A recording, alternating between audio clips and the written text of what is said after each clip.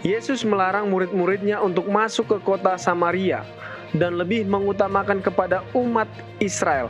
Mohon penjelasannya pendeta, terima kasih. Saya bacakan pendeta, Matius 10 ayat 5-6.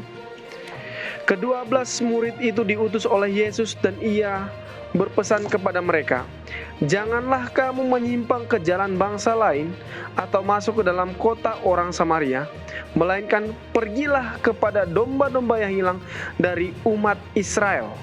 Terima kasih, silakan pendeta. Bisa dengar jelas pendeta?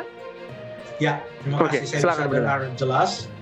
Ini pertanyaan tadi kalau tidak salah dari Bapak Budi Mulyono. Pertanyaannya adalah mohon penjelasan. Jadi karena mohon penjelasan, bisa panjang, saya harus ya. bisa menebak kira-kira pertanyaan apa yang mau dijelaskan. Tapi untung dibacakan ayatnya tadi, jadi mungkin pertanyaannya, kalau saya boleh menduga pertanyaan Pak Budi Mulyono, kok orang mau pergi untuk menginjil, kok dilarang untuk masuk ke Samaria? Mengapa tidak boleh pergi mengabarkan kabar baik itu di Samaria? Mengapa hanya mengutamakan umat Israel? Ya, dalam Matius pasal yang ke-10. Di Matius pasal yang ke-10 itu, dari ayat yang pertama sampai ayat yang keempat, di situ disebutkan daftar dari nama-nama murid Yesus, ke-12 rasul itu.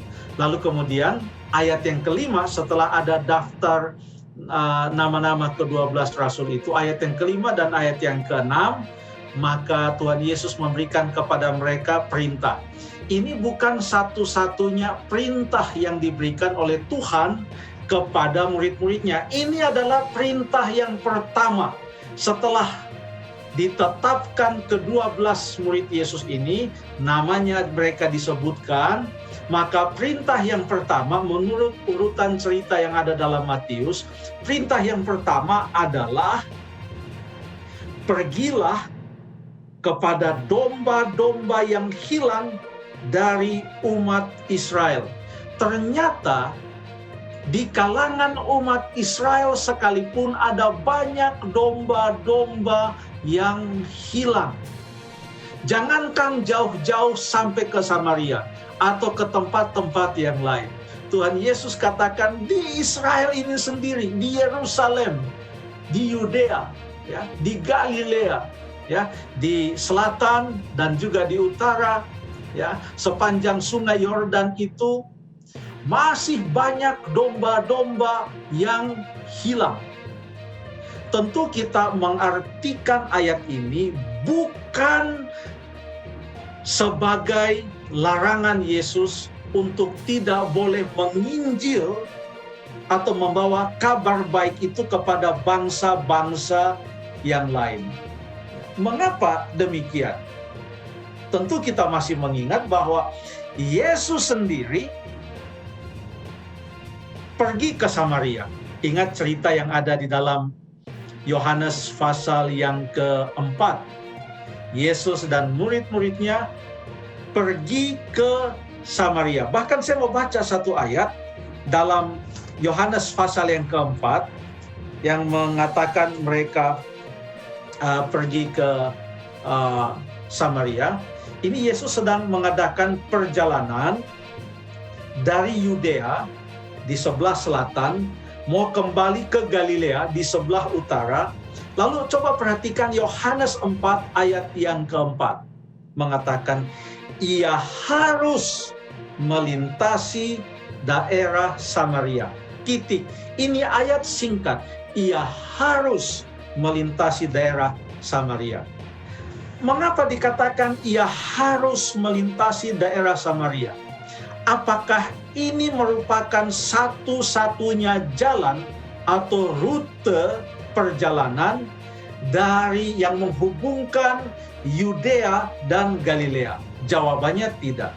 Justru jalan yang paling umum yang biasanya diambil oleh orang-orang Yahudi adalah mereka tidak mengambil jalan lurus melewati pegunungan-pegunungan Samaria, tapi mereka turun ke bawah, menyeberangi Sungai Yordan, ke sebelah timur Sungai Yordan. Mereka seberangi, jalan, lalu kemudian setelah mereka jalan lalu sudah melewati daerah Samaria yang ada di sebelah barat, lalu kemudian dari sebelah timur Sungai Yordan mereka menyeberang kembali, baru mereka masuk ke Galilea, supaya mereka tidak melewati Samaria.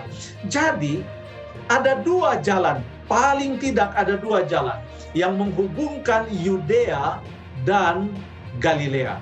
Yang pertama adalah jalan umum dalam tanda kutip, karena inilah jalan yang diambil orang Yahudi karena mereka tidak mau untuk melewati, pantang bagi mereka melewati daerah orang Samaria. Mereka anggap orang Samaria orang luar, orang kafir mereka anggap. Jadi mereka melalui jalan yang panjang. Tapi Yohanes 4 ayat yang keempat mengatakan Yesus harus melintasi daerah Samaria. Jadi pada waktu dikatakan Yesus harus melintasi daerah Samaria, ini bukan berarti tidak ada pilihan jalan lain.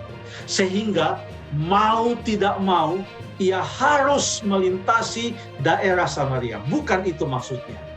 Yang dimaksudkan di sini adalah ia mengambil keputusan bahwa sekalipun ada jalan yang umum untuk sampai ke Galilea, tapi dia ambil keputusan, dia perlu, itu penting bagi dia untuk melewati Samaria. Dan kita tahu di sana ia bertemu dengan perempuan Samaria di sumur Yakub. Lalu kemudian setelah perempuan itu percaya kepadanya, perempuan itu pergi ke kampungnya memanggil banyak orang lagi. Dalam catatan Yohanes pasal 4, Yesus tinggal 2 hari di Samaria, 2 hari lagi di Samaria, dan banyak orang yang menjadi percaya. Jadi di dalam Matius pasal yang ke-10, ayat yang ke-5 dan ayat yang ke-6, bukanlah merupakan suatu sikap anti Samaria, bukan. Tetapi ini lebih kepada sebuah strategi membawakan kabar selamat itu. Jadi yang pertama setelah mereka dipanggil, yang pertama fokus kepada domba-domba yang hilang. Demikian kata Matius pasal 10 ayat 5 dan 6. Domba-domba yang hilang di antara orang Israel. Belakangan di dalam Kisah pasal yang pertama ayat yang ke-8, setelah Tuhan Yesus dibangkitkan dari antara orang mati, lalu kemudian sekarang ia sudah mau naik ke sorga, maka sebelum ia naik ke sorga, ia katakan sebuah perintah, ini sudah 3,5 tahun setelah ia memerintahkan, atau kurang lebih 3 tahun setelah ia perintahkan, pergilah kepada domba-domba yang hilang di Israel. 3 tahun kemudian dia sudah mau naik ke sorga. Dia katakan di dalam Kisah pasal 1 ayat yang ke-8, tetapi kamu akan menerima kuasa kalau Roh Kudus turun ke atas kamu, dan kamu akan menjadi saksiku di Yerusalem. Itu yang tadi Matius 10 ayat yang ke-5 dan ayat yang ke-6, domba-domba yang hilang di antara orang Israel di Yerusalem. Lalu kemudian di seluruh Yudea, sudah lebih luas dia punya lingkaran, walaupun masih di dalam negeri Israel, Yudea. Lalu kemudian yang berikut, dan Samaria, keluar dari Israel di Samaria, lalu kemudian sampai ke ujung bumi. Matius pasal 28 juga mengatakan, pergilah jadikanlah segala bangsa muridku. Jadi Matius 10 ayat yang ke-5 dan ayat yang ke-6 bukan suatu sikap anti Samaria, bukan. Tetapi ini lebih kepada sebuah strategi. Mulai dari domba-domba yang hilang di antara orang Israel, makin meluas. Kemudian Samaria.